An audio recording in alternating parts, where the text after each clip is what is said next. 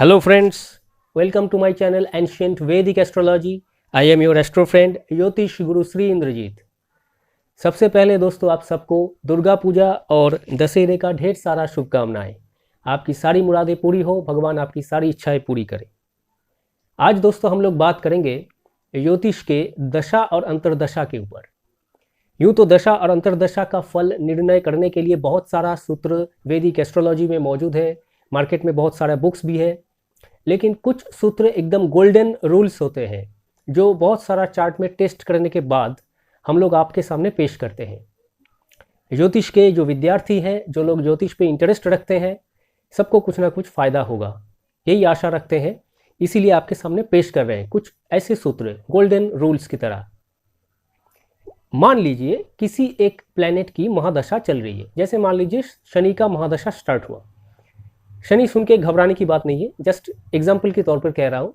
शनि की महादशा में मान लीजिए शनि का ही अंतर्दशा पहले आएगी, तो जिस प्लैनेट की महादशा शुरू होगी उसी प्लैनेट का अंतर्दशा जब पहले आएगी तब उस समय रिजल्ट कैसा होगा, इसके बारे में वैदिक एस्ट्रोलॉजी के कुछ टेस्टेड रूल्स ये कह रहे हैं कि वो प्लैनेट अपना जो फल है वो छोड़कर अपने जो फ्रेंडली प्लैनेट से उसका रिजल्ट दे देता है। अब शनि का फ्रेंडली प्लैनेट कौन है? शनि का फ्रेंडली प्लैनेट है बुध यानी मरकरी। शनि का फ्रेंडली प्लैनेट है शुक्र यानी वेनस। तो शनि की महादशा में जब शनि का ही अंतर्दशा आएगी उस टाइम स्पैन में शनि अपना फल छोड़कर बुध और शुक्र का फल दे देगा।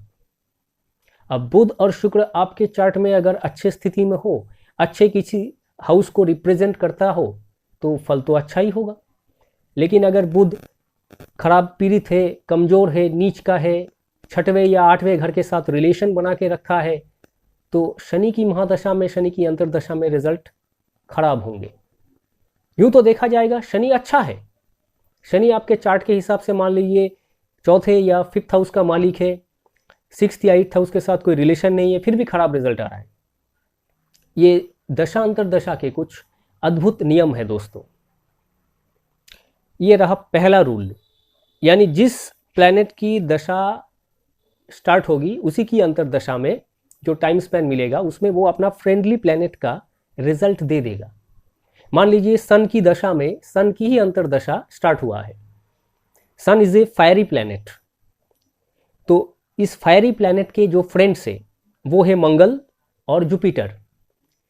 तो चार्ट में मंगल और जुपिटर जिस स्थिति में होगा उसके हिसाब से सन की दशा में सन की जब अंतर्दशा आएगी आपको फल मिलेगा। यानी मंगल और जुपिटर जो सन के फ्रेंड्स है, नेचुरल फ्रेंड्स है, ये चार्ट में किस स्थिति में है उसके ऊपर निर्भर कर रहा है आपके रवि की महादशा में रवि की ही अंतर्दशा का फल कैसा होगा दोस्तों। नेक्स्ट सूत्र में आ जाते हैं।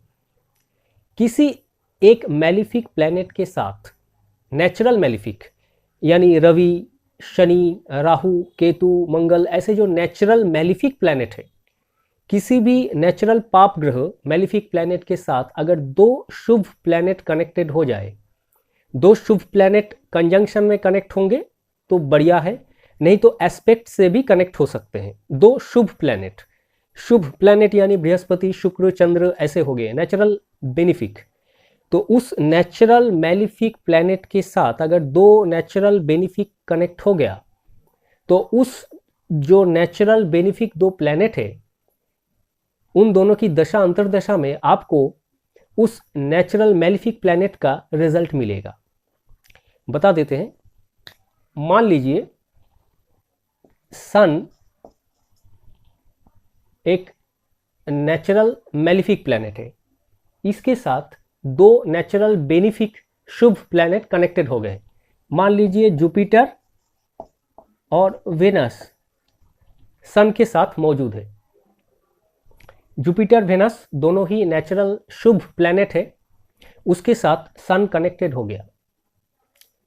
तो जुपिटर की महादशा में शुक्र की अंतर्दशा अगर आ गई, नहीं तो वेनस की महादशा में बृहस्पति का अंतर्दशा अगर आ गई तो आपको सन का रिजल्ट मिलेगा। जुपिटर और वेनस का नहीं, सन का रिजल्ट ज़्यादा मिलेगा। वेनस और जुपिटर का रिजल्ट कुछ तो मिलेगा ही, लेकिन ज़्यादातर सन की रिजल्ट मिलेगा। जुपिटर की महदशा में वेनस की अंतर्दशा में, या वेनस की महदशा में जुपिटर की अंतर्दशा में। ये गोल्डन रूल्स है दोस्तों। अब सन क्या रिप्रेजेंट करता है आपके चार्ट के हिसाब से।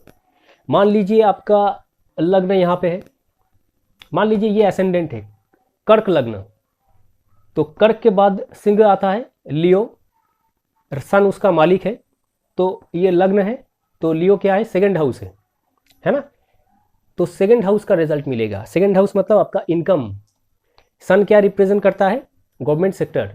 तो अगर आप सरकारी क्षेत्र में हैं तो आपको गवर्नमेंट सेक्टर से काफ़ी ज़्यादा फायदा होगा। गवर्नमेंट सेक्टर से आपका इनकम या मुनाफा बढ़ेगा, आपको सरकारी नौकरी भी मिल सकती है।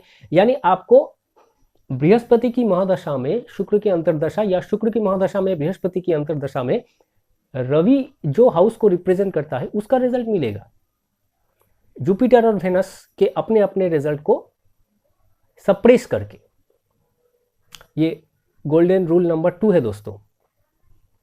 एक मैलिफिक के साथ दो बेनिफिक कनेक्ट हो गए तो ऐसा हो सकता है। इन दोनों के दशा अंतर्दशा में इसका रिजल्ट मिल जाएगा। नेक्स्ट आते हैं गोल्डन रूल नंबर 3। बुध एक ऐसा प्लैनेट है दोस्तों जिसको हम लोग हमेशा एक बालक ग्रह की तरह मानते हैं। एक बच्चा है, छोटा सा, राजकुमार भी कुछ लोग कहते हैं, लेकिन एक छोटा सा बच्चा के रूप में 12-13 साल के या 14 साल के एक बच्चे की तरह हम लोग उसे ट्रीट करते हैं बुध को, मरकरी। इसीलिए बुध जो कि एक नेचुरल बेनिफिक की तरह माना जाता है, वो अगर मैलिफिक प्लैनेट के साथ कनेक्ट हो गया तो वो मैलिफिक हो जाता है।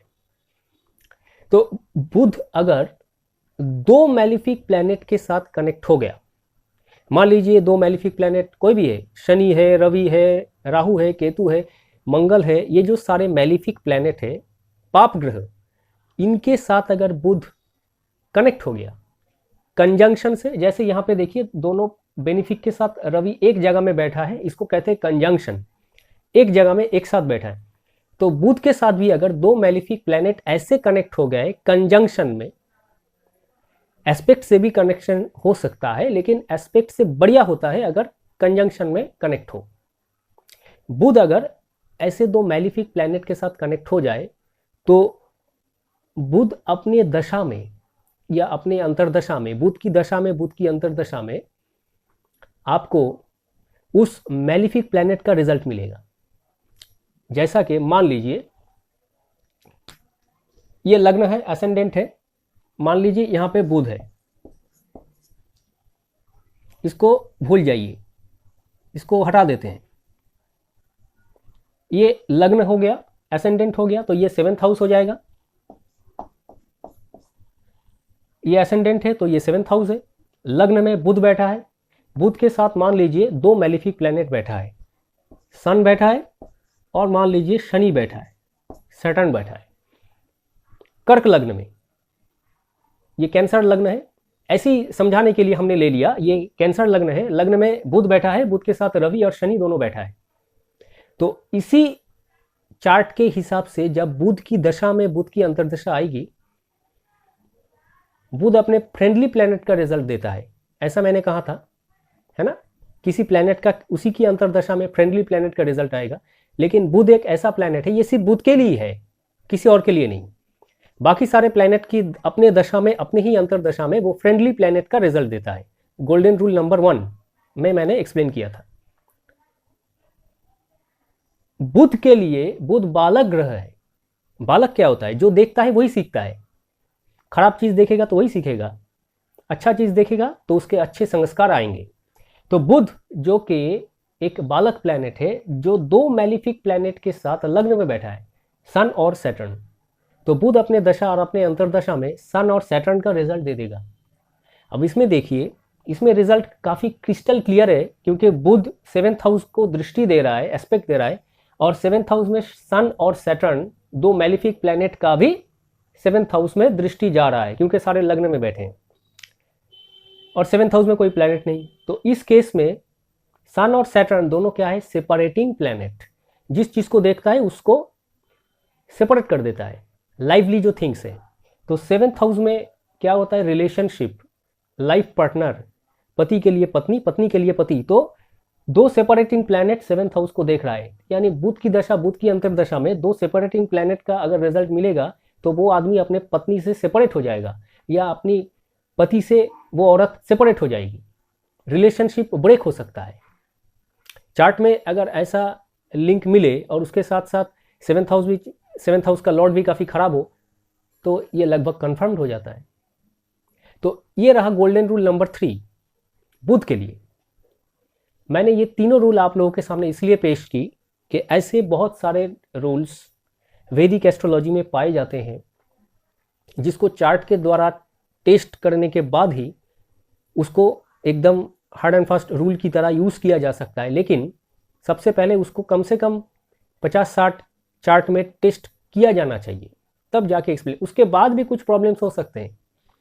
चार्ट में जो रूल्स एकदम होते हैं, मैंने पहले भी कहा था बहुत सारे वीडियोस में, जो रूल्स होते हैं वो एग्जैक्टली नहीं लगते हैं, उसको आपको आपके इंटेलिजेंस के हिसाब से समझना पड़ेगा और कुंडली की डिटेल्स देखने के बाद ही आपको मिलेगा कि वो रिजल्ट कैसे मिलेगा। तो मैंने रूल्स को एक्सप्लेन किया, तीनों रूल्स आपके सामने रखी।